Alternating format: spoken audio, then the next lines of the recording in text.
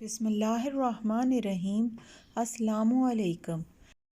آج میں آپ لوگوں کے لیے قرض اتارنے کا ایک بہت ہی زبردست وظیفہ لے کر آئی ہوں۔ سب سے پہلے گناہوں سے توبہ کریں اور استغفار کی کثرت کریں۔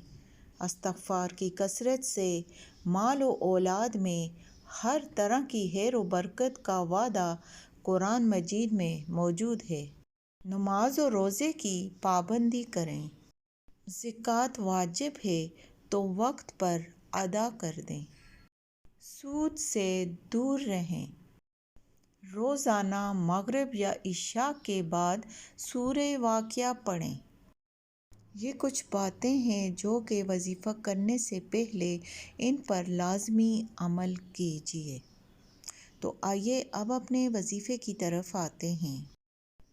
ہر نماز کے بعد 7 بار سورہ قریش، اول و آخر ایک بار درود شریف پڑھ کر دعا مانگیے۔